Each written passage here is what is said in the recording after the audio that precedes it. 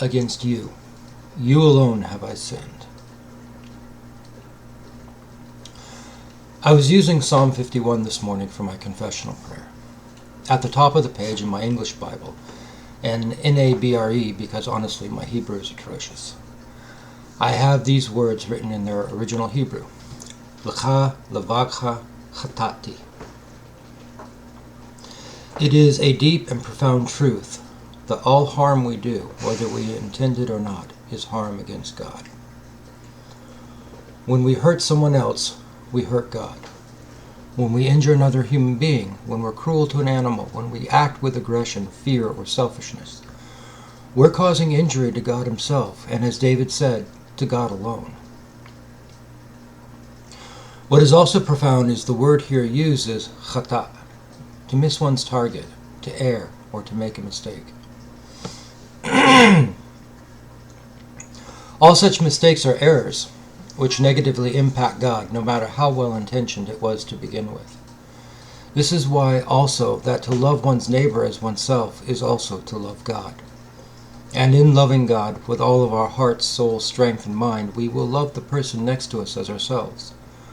What injury or kindness we do to others, what injury or kindness we do to ourselves even, God takes as being done to him. In every case where a life review is recalled from a near-death experience, it is always viewed through the eyes and experiences of those being affected by you, either kindly or unkindly. Before I learned this even, I came to understand that God could and did experience everything which we experience through our own eyes, ears, and senses, as he forms the very foundation of our existence, as the air forms the medium through which the sound is able to exist and move. Treat every person you interact with, including yourself, as if it were God himself, because in the end, that's exactly who will be on the receiving end of your kindness or cruelty. The only interaction, the only relationship which fundamentally matters is our interaction and relationship with God. It could literally be seen as just God and how I treat the other person is really how I'm treating God. Were we to keep this mindset, this understanding that there is only God and removing the ego, just God with whom we interact internally, then either we would show our true colors by plunging ourselves into the darkness of rejection, or we would be fulfilling the greatest commandments to love God, love one another, love our neighbors, and love our enemies instinctively as we choose to be either cruel or kind to God himself.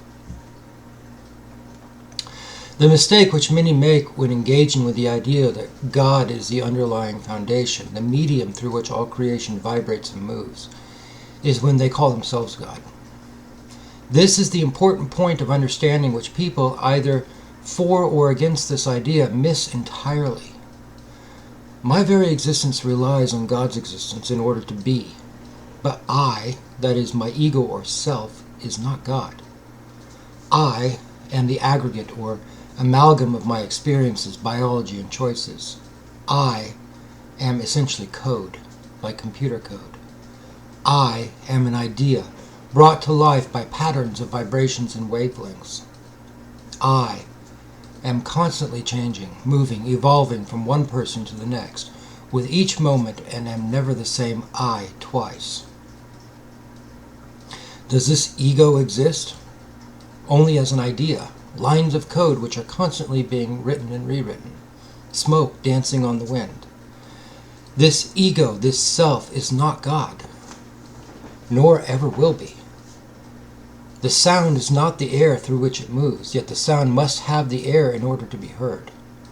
When I speak of there only really being God and and once the ego is removed, only God, it is to this understanding that I am referring. Once this concept is grasped, it does not engender pride, egomania, or any such thing. The person who truly grasps this understanding will find himself or herself thoroughly humbled when they realize that they genuinely own nothing, are merely an idea at best, and owe their very ongoing existence, form, and substance to God's own existence. Pride cannot thrive in such a person. The person who understands this would not dare say, I am God, because they would understand the ludicrous nature of the statement.